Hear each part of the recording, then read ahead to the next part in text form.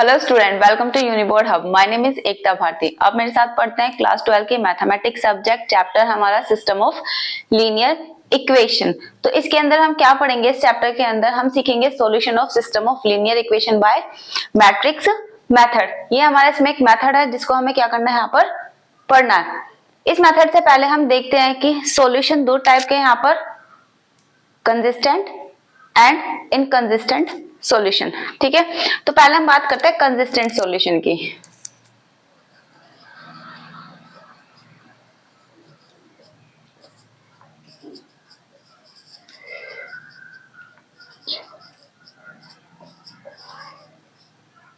हमारे पास सॉल्यूशन यहाँ पर दो टाइप के हैं, कंसिस्टेंट और इनकंसिस्टेंट सॉल्यूशन। कंसिस्टेंट और इनकंसिस्टेंट सॉल्यूशन है क्या यहाँ पर? अगर हमारा सॉल्यूशन एग्जिस्ट करता है, इफ सॉल्यूशन इज एग्जिस्ट, अगर सॉल्यूशन एग्जिस्ट करता है तो कंसिस्टेंट सॉल्यूशन है। If solution does not exist, solution exist नहीं करता है, तो वो हमारे पास इनकंसिस्टेंट सॉल्यूशन है। ठीक है, सॉल्यूशन एग्जिस्ट करता है इसका मतलब सॉल्यूशन या तो फाइनाइट होगा, मतलब सॉल्यूशन या तो यूनिक होगा, ठीक, या फिर हमारा इनफाइनाइट सॉल्यूशन होगा।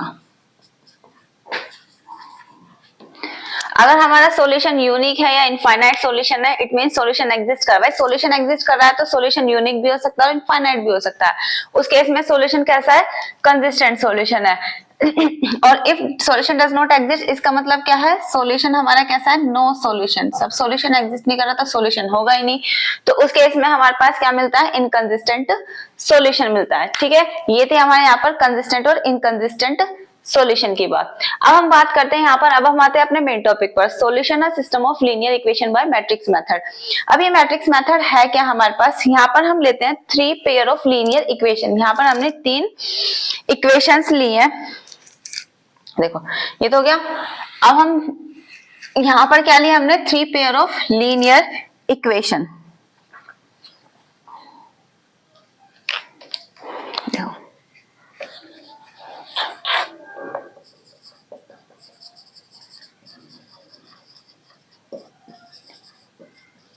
इक्वेशंस हमने यहाँ पर 3 इक्वेशंस ली। पहली ली हमने a1x plus b1y plus c1z is equals to d1।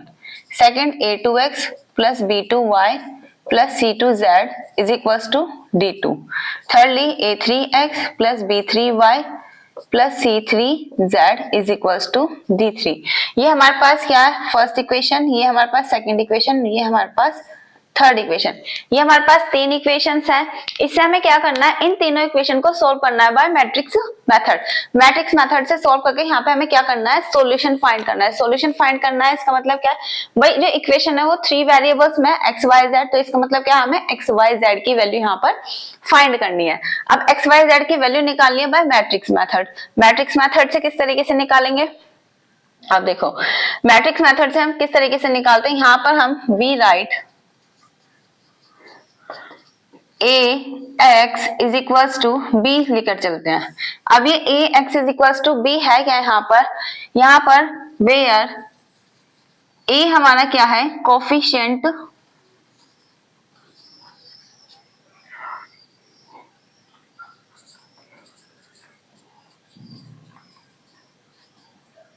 हमारे पास a है कोफिशिएंट मैट्रिक्स। अब a है क्या यहाँ पर? जितने भी हमारे पास वेरिएबल हैं उनका कोफिशिएंट से ही हमें क्या बनानी है? मैट्रिक्स बनानी है। भाई 3 इक्वेशन है तो हमारे पास यहाँ पर हमें तीनों इक्वेशन के कोफिशिएंट से क्या बनानी है? मैट्रिक्स बनानी है। फर्स्ट इक्वेशन की बात करें x y z, तो यहाँ पर x का कोफिशिएंट a1 b1 c1, दूसरी का a2 b2 c2, थर्ड का a3 b3 c3। ये आ गए हमारे पास यहाँ पर कोफिशिएंट मैट्रिक्स। a ये है, x क्या है हमारे पास? x है हमारे पास वेरिएबल मैट्रिक्स। अब वेरिएबल कितने हैं? 3 है, तो इनको कॉलम मैट्रिक्स में ही लिखना है, वेरिएबल मैट्रिक्स। तो ये हमारे पास x इज इक्वल्स टू, यहाँ पर 3 वेरिएबल है x y z। ये आ गए हमारे पास वेरिएबल मैट्रिक्स। अब बात करते हैं हम यहाँ पर b क्या है? b है हमारा कांस्टेंट मैट्रिक्स। अब कांस्टेंट मैट्रिक्स कौन सी है? इसको भी हमें क्या लिखना है? कॉलम मैट्रिक्स में लिखना है। तो b इज इक्वल्स टू जो हमारे पास इक्वेशन में राइट हैंड साइड में है वो हमारे पास क्या है यहाँ पर कांस्टेंट है। तो ये आ गए हमारे पास D1 D2 D3।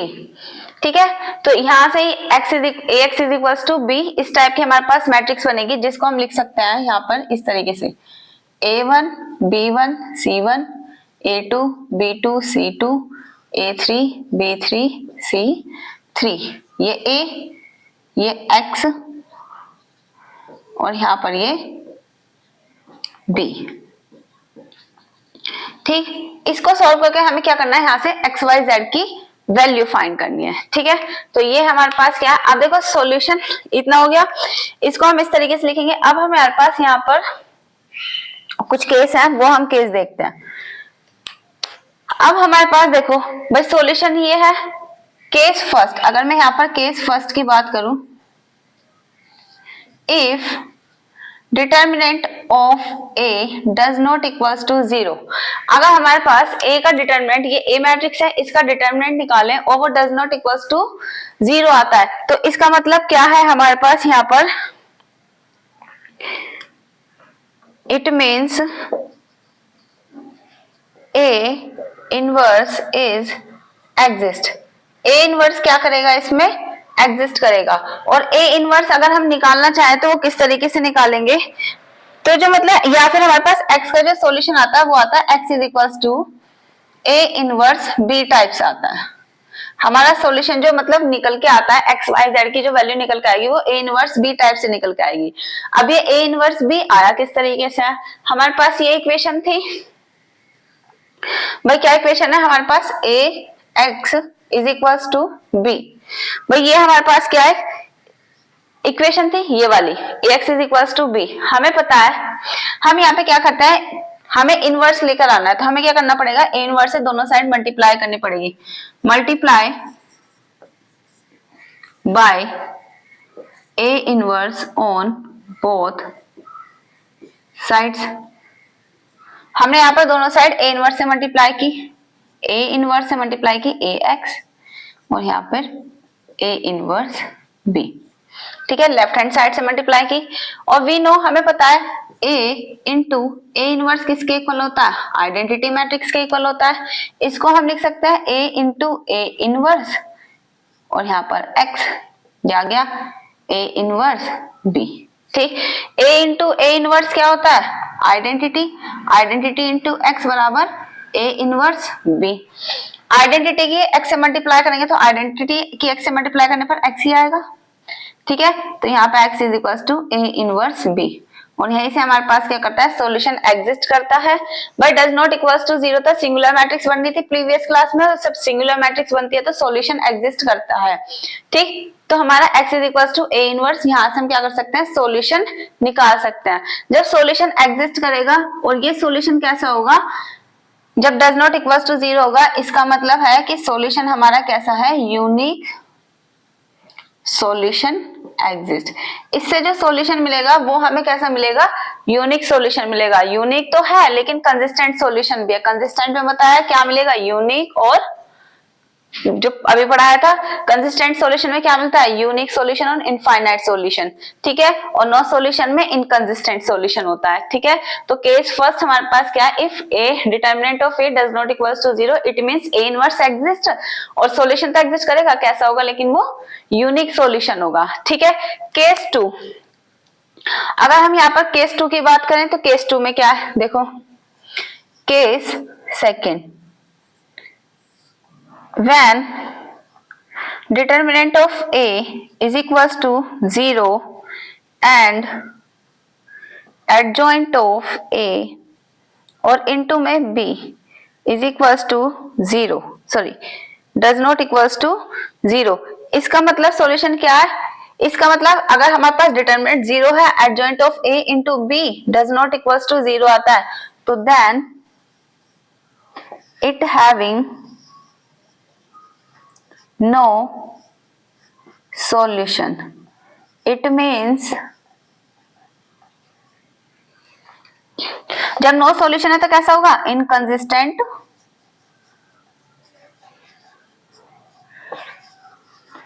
सॉल्यूशन। तो हमारे पास सॉल्यूशन कैसा होगा, इनकंसिस्टेंट सॉल्यूशन होगा। अभी बताया case first, determinant does not equals to zero है तो यूनिक सॉल्यूशन मिलेगा। डिटरमिनेंट जीरो आता है और adjoint of A into B हमारे पास इनकी product does not equals to zero आती है, इसका मतलब नो सॉल्यूशन, मतलब इनकंसिस्टेंट सॉल्यूशन मिलता है। एक केस और रह गया, केस थर्ड। केस थर्ड क्या है हमारे पास? केस थर्ड, केस थर्ड में ऊपर लिख देती हूं यहां पर, देखो, या फटाफट से इसको नोट करो फिर बताती हूँ। केस थर्ड,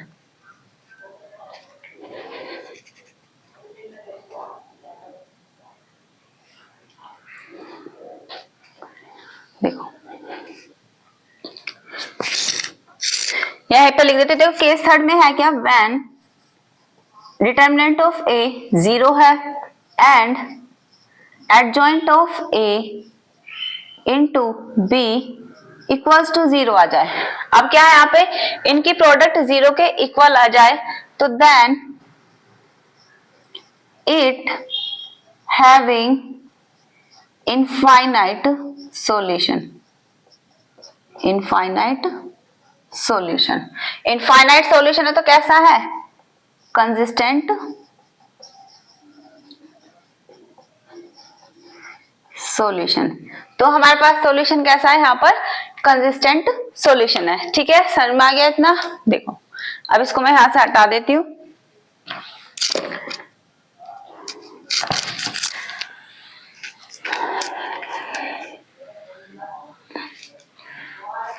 और इसी मेथड से हमें क्या करना है, क्वेश्चंस भी करना है। देखो क्वेश्चंस भी देखते हैं फिर।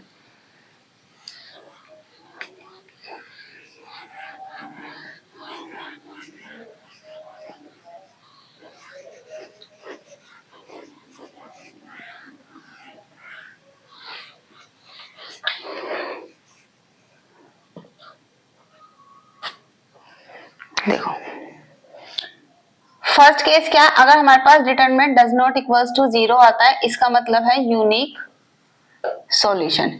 यूनिक सॉल्यूशन है तो सॉल्यूशन कैसे निकलेगा, x is equals to A inverse B type से हमारा सॉल्यूशन निकल के आएगा। ठीक है, सेकंड है हमारे पास, अगर डिटरमिनेंट जीरो के इक्वल आता है और adjoint of A into B equals to zero आती है। ठीक है, इक्वल्स टू जीरो है तो हमारे पास सॉल्यूशन कैसा है यहाँ पर, इनफाइनाइट सॉल्यूशन। और जो ये दोनों केस है ये किसके लिए, कंसिस्टेंट सॉल्यूशन के लिए। भाई कंसिस्टेंट सॉल्यूशन के लिए थे। फिर है थर्ड केस हमारा कि डिटरमिनेंट जीरो तो आता है लेकिन adjoint of A into B ये does not equals to zero आती है, तो इसका मतलब क्या है, सॉल्यूशन कैसा है हमारा, no solution. No solution it means inconsistent. ये चीज आपको यहाँ पर याद रखनी है, इनकंसिस्टेंट सॉल्यूशन है। ठीक है, तो अब देखो कुछ क्वेश्चंस देख लेते हैं फिर करते हैं।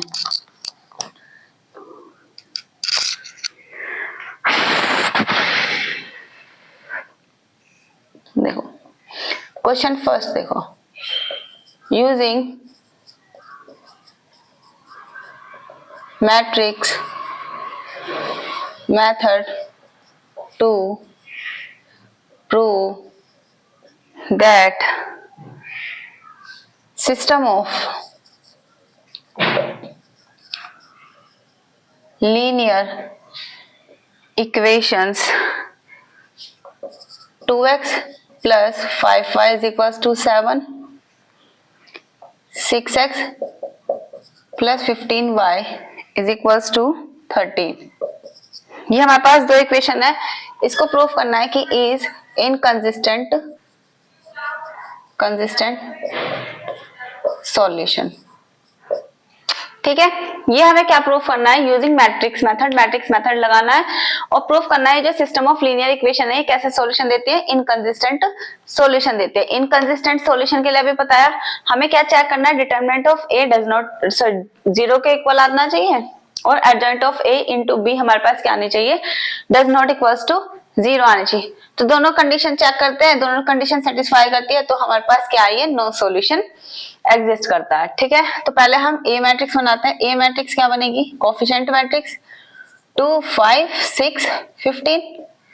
x क्या है हमारे पास 5, सॉरी दो वेरिएबल है ना x और y, और b क्या है हमारे पास 7, 13, ये है हमारे पास। ठीक है, तो अब हम क्या करते हैं, ए मैट्रिक्स तो हमने बना ली, अब इसका डिटरमिनेंट निकालो। Determinant of A is equal to 15 into 2 minus 6 into 5, 15 2 जा 30 माइनस 30, तो कितना आ गया 30 आ गया, सॉरी 0 आ गया। तो डिटरमिनेंट ऑफ ए कितना आया हमारे पास 0 आया। डिटरमिनेंट ऑफ ए 0 आ गया। अब हमें क्या चाहिए, एडजॉइंट ऑफ ए चाहिए।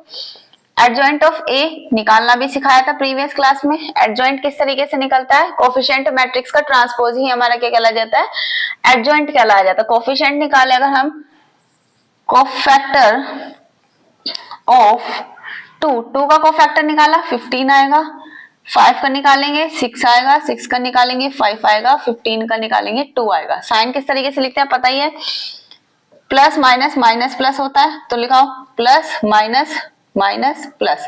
ठीक है, तो एडजॉइंट ऑफ ए क्या होता है, ट्रांसपोज। बताया था किस तरीके से लिखना है एडजॉइंट में, जो भी हमारे पास जितने ऑर्डर की मैट्रिक्स है उतने एलिमेंट कॉलम वाइज लिखेंगे। 5 और 15 और -6 और -5 और 2, ये आ गया हमारे पास एडजॉइंट। अब हमें क्या करना है, इस एडजॉइंट के अंदर बी से मल्टीप्लाई करनी है। इस एडजॉइंट के अंदर मल्टीप्लाई करो a into B. Adjoint of A कितना है 15 -5 -6 2, बी की वैल्यू कितनी है हमारे पास, बी की वैल्यू क्या है, ये रही 7 और 13, मल्टीप्लाई करो।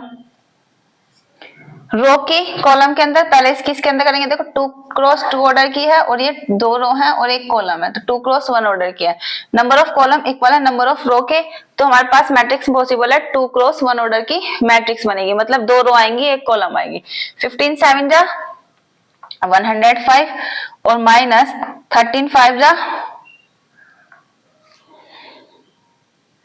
65, और यहाँ पे 6 7 जा 42 प्लस 13 2 जा 26, माइनस करो इसको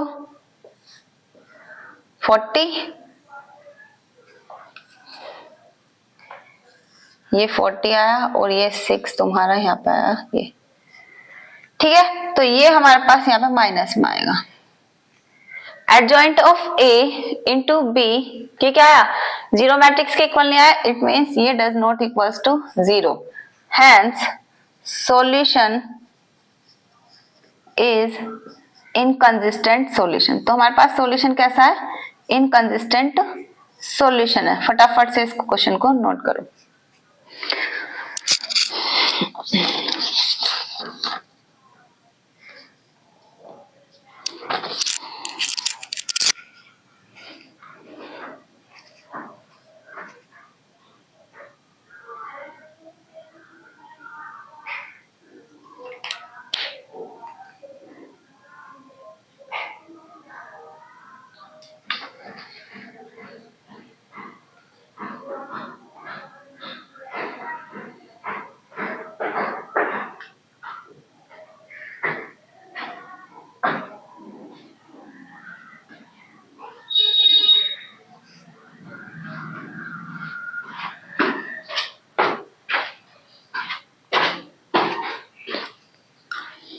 देखो आगे,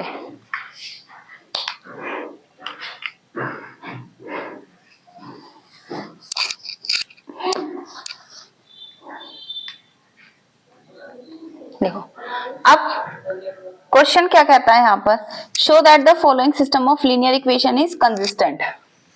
सेकंड क्वेश्चन देखो,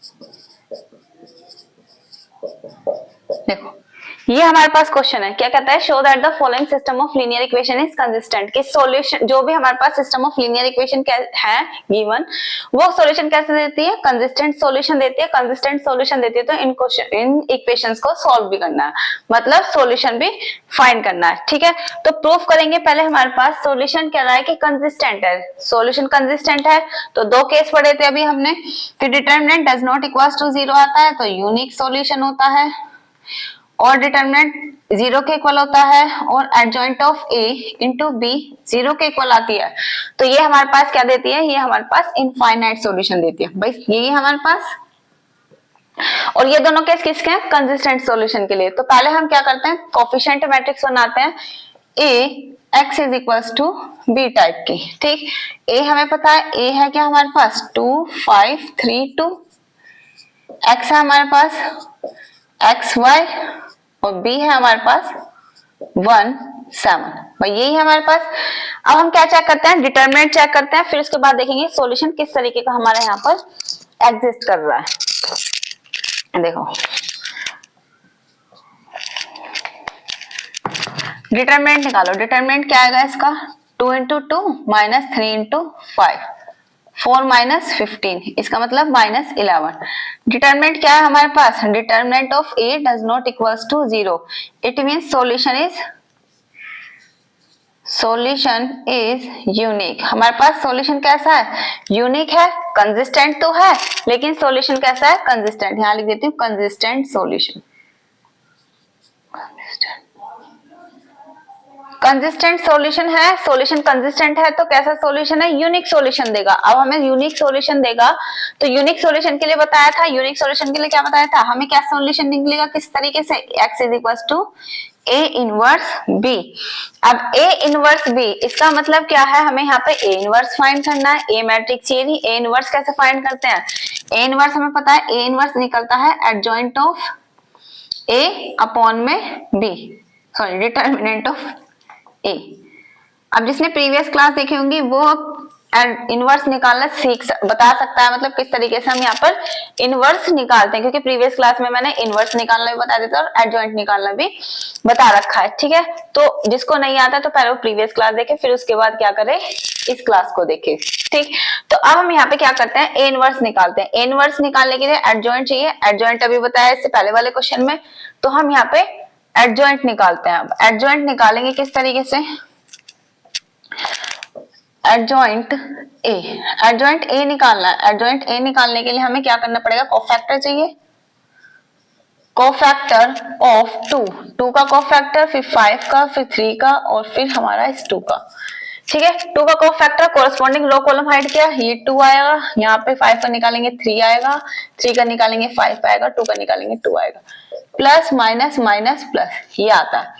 तो एडजॉइंट ए आएगा हमारे पास, कॉलम वाइज लिखना, 2 माइनस 3 माइनस 5 2, देखो यह है हमारे पास। और बस हम देखो एडजॉइंट अगर 2 ऑर्डर की मैट्रिक्स का निकालना है तो कैसे निकालते हैं, एडजॉइंट निकालना है, देखो ये वाले जो डायगोनल एलिमेंट है सेम है 2 2, तो ये तो सेम ही रहेंगे, बस ये वाले जो एलिमेंट होते हैं ये चेंज हो जाते हैं माइनस के साइन के साथ। तो यहाँ पे देखो 3 और 5 है, नहीं ये तो हमारे पास सेम ही तो है, ठीक सेम ही रहते हैं, बस साइन चेंज हो जाता है इसमें।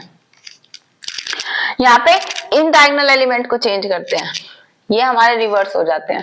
ठीक, प्रीवियस उसमें बताऊंगी फिर देखना, अगर 3 ऑर्डर का आता है उसके अंदर बताते हैं 3 ऑर्डर में किस तरीके से हम निकालते हैं। शॉर्ट ट्रिक भी होती है एडजॉइंट निकालने के लिए, लेकिन वो आपको नहीं करनी है, आपको लॉन्ग मेथड यहाँ पर अप्लाई करना है। ठीक है, तो एडजॉइंट ए हमने निकाला है यहाँ पर 2 माइनस 5 3 माइनस के 3 2, यह है हमारे पास। तो अब यहाँ पे ए इनवर्स निकालें, ए इनवर्स क्या होता है, एडजॉइंट ऑफ ए अपॉन में डिटरमिनेंट ऑफ ए। तो एडजॉइंट हमारे पास यह है, डिटरमिनेंट अभी हमने निकाला, माइनस के 11 आया, तो माइनस के 1 अपॉन 11 और 2 माइनस 5 माइनस 3 2, ये आ गया हमारे पास ए इनवर्स। अब ए इनवर्स आ गया, तो ए इनवर्स आने के बाद हमें क्या चाहिए, यहाँ पर सॉल्यूशन फाइंड करना है। तो सॉल्यूशन क्या है, now we write x is equals to a inverse b। भाई यही हमारे पास x is equals to a inverse b। x क्या है हमारे पास, x और y। a inverse क्या है, माइनस के 1 अपॉन 11 2 माइनस 5 माइनस 3 2, या हमारे पास b कितना है हमारे पास 1 और 7, -11/1/11 एज इट इज रखा, इन दोनों की मल्टीप्लाई की, 2 1 2 और -535, -3 और +14, सॉल्व करो क्या आएगा, -1/11 एज इट इज, इसमें से सॉल्व करोगे -33 और ये आएगा 11, और इस -1/11 की मल्टीप्लाई इसके अंदर करेंगे तो ये आएगा तुम्हारे पास 3 और -1, और ये आया xy, और ये आ गया तुम्हारे पास 3 और -1। कंपेयर करो तो नाउ कोरस्पॉन्डिंग है, भाई मैट्रिक्स का ऑर्डर सेम है तो कोरस्पॉन्डिंग एलिमेंट्स आर इक्वल, तो then x is equals to 3 and y is equals to -1। ये आ गया हमारे पास इसका सॉल्यूशन। ठीक है, इस तरीके से हम यहाँ पे क्या करते हैं, इन क्वेश्चंस को करते हैं। ठीक है, ये हमारे पास 2 ऑर्डर का हो गया, फटाफट से नोट करो।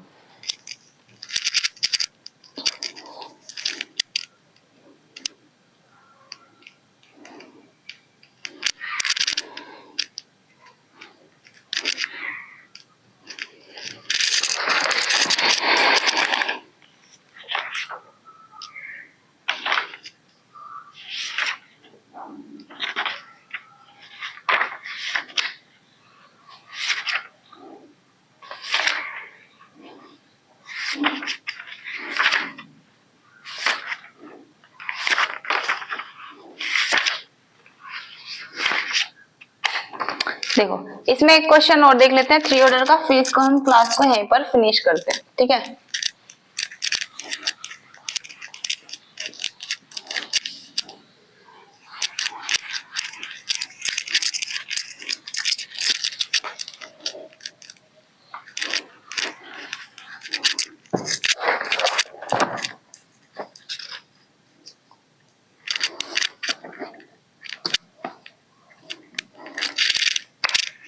देखो 3x + 4y + 2z is equals to 8।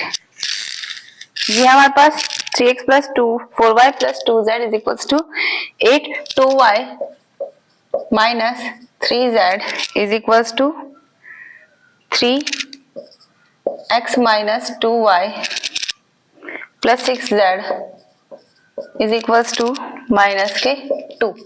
ये है हमारे पास 3 इक्वेशन की बना है, 3x + 4y + 2z is equals to 8, 2y - 3z is equals to 3 और x - 2y + 6z is equals to -2। हमें इसका क्या करना है, ये क्या कह रहा है, using matrix method solve by the system of linear equation. देखो इसमें क्या है, मैट्रिक्स मेथड यूज करना है, इसमें हमें प्रूफ नहीं करना, शो दैट द, इसमें प्रूफ नहीं करना।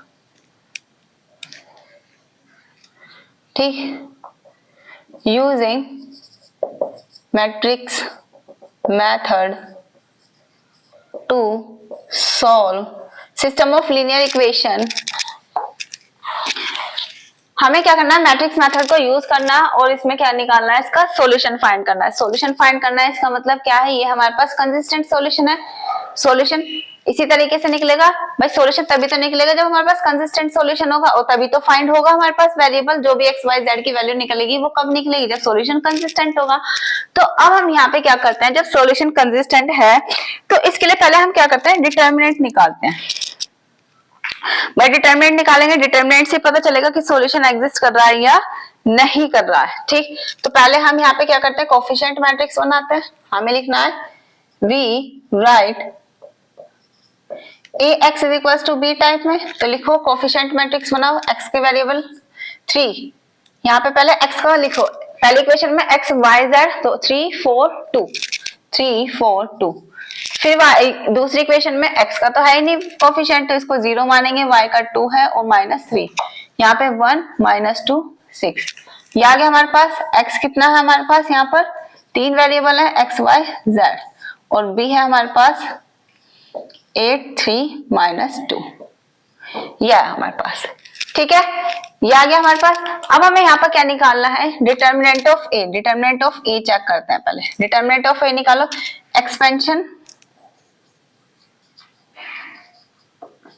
अलोंग C1, C1 के अलोंग एक्सपेंशन करते हैं, क्योंकि यहाँ पे एक एलिमेंट 0 है, तो 3 वैसे कोरस्पॉन्डिंग रो कॉलम हाइड करा, बचा क्या ये 2 -3 -2 6, ये तो तुम्हारे पास 0 हुआ और फिर +1, ये गया 4 2 2 -3, सॉल्व करो।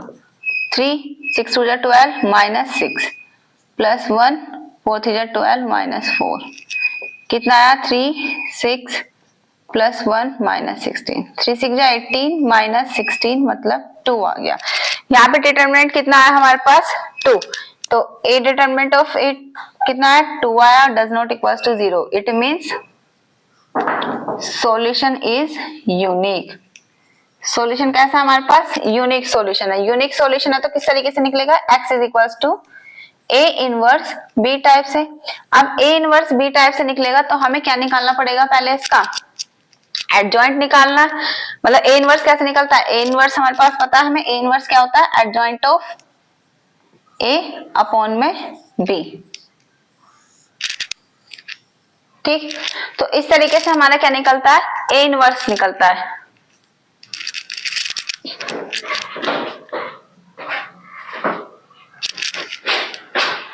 आराम से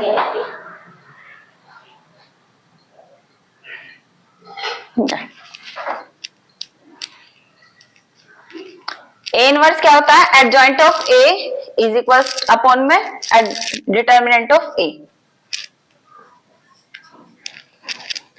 इनवर्स क्या होता है, एडजॉइंट ऑफ ए अपॉन में डिटर्मिनेंट ऑफ ए। ये होता है हमें इनवर्स निकालना है तो पहले हम यहाँ पे क्या करते हैं, एडजॉइंट निकालते हैं। एडजॉइंट निकालना सिखाया अभी, किस तरीके से निकलता है देखो। अब एडजॉइंट निकालना है तो हमें क्या पढ़ना पड़ेगा, कोफैक्टर मैट्रिक्स बनानी पड़ेगी। तो कोफैक्टर ऑफ 3 का कोफैक्टर निकाला तो कॉलम रो हाइड किया, बचा क्या, ये 6 2 12 और -6 आएगा तो ये 6 आ गया। 4 के लिए निकालेंगे, 4 के लिए ये गया 0 + 3 तो 3 आएगा। 2 के लिए निकाला, यहाँ पे गया माइनस के 2 आएगा। 0 के लिए निकाला, ये गया 4 6 24, हमने यहाँ पर 0 के लिए निकाला ना, 4 6 24 + 4 तो कितना आया 28। 2 के लिए निकाला, कॉलम रो हाइड किया, बचा क्या 6 3 18 -2 मतलब 16 आया। 3 के लिए निकाला, -3 के लिए तो कितना आएगा, रो कॉलम हाइड किया, -6 और -4 माइनस के 10 आया।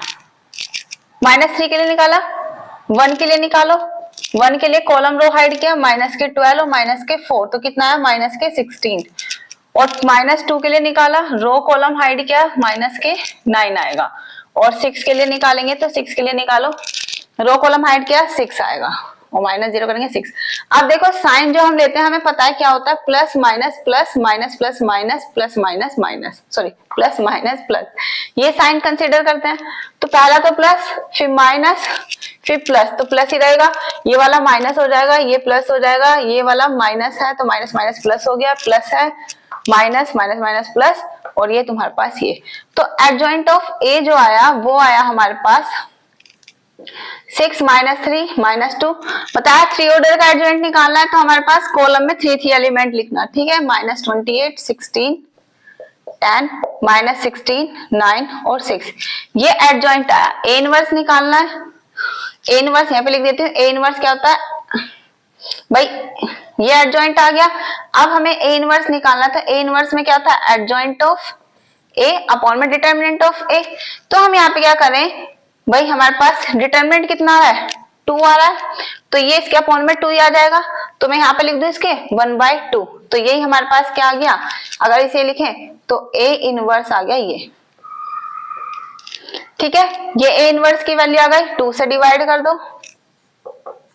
2 से डिवाइड करेंगे 3 -14 -8 -3/2 8 9/2 -1 5 और 3, ये आया हमारे पास ए इनवर्स। अब हमें क्या चाहिए, यहाँ पर सॉल्यूशन निकालना है। सॉल्यूशन कैसे निकालते हैं, x is equal to A inverse B type से, भाई इसी तरीके से तो निकलता है सॉल्यूशन।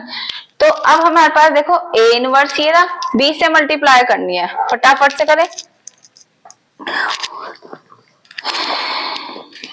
देखो इसको यहां से हटा देती हूँ,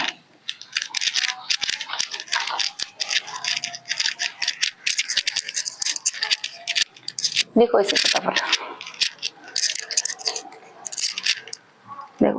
क्या होता है यहाँ पर, x is equals to a inverse b, तो x हमारे पास क्या है भाई, x y z, a inverse कितना है हमारे पास 3 माइनस 14 8 माइनस 3/2 8 9/2 माइनस 1 5 3, ये है हमारे पास।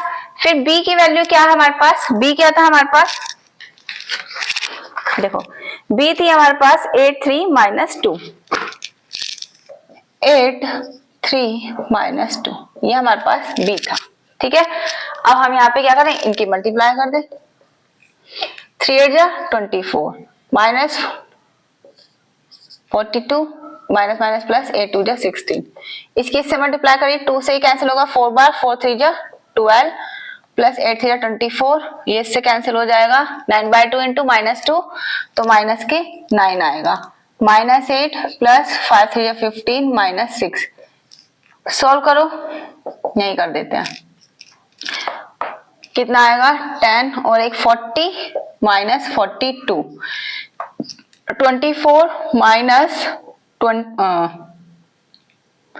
ये आ गया हमारा 21, ठीक है, और ये 15 माइनस 14, ये हमारे पास, इसको सोल्व करके आएगा हमारे पास -2 3 और यहाँ पे 1, और ये है हमारे पास x y z की वैल्यू।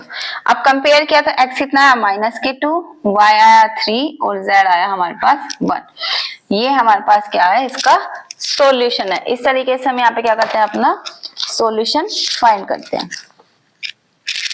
इतना आया सभी को समझ में। इस तरीके से हम यहाँ पर कुछ क्वेश्चंस करते हैं। अब देख लो, अब हम एक क्वेश्चन देती हूँ, इस क्वेश्चन को सॉल्व करना और इसका सॉल्यूशन फाइंड करना। एक क्वेश्चन है, एक क्वेश्चन को ट्राई कर लेना आप।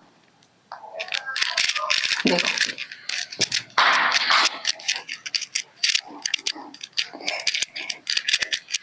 फिर इस क्लास को यहीं पर हम फिनिश करते हैं।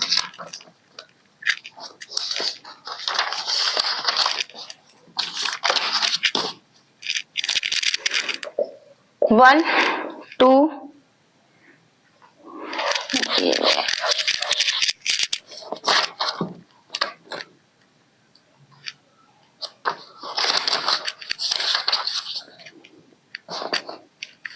x plus 2y plus x plus 2y plus z is equal to 4 minus x plus y plus z is equal to 0, x minus 3y plus z is equal to 4। एक question ये है। दूसरा question है तुम्हारे पास 6x plus 4y, इसको रहने दो, ये लिखो हमारा 5x plus 2y is equal to 4, 7x plus 3y is equal to 5। ये दोनों क्वेश्चन है, इन क्वेश्चन को ट्राई कर लेना।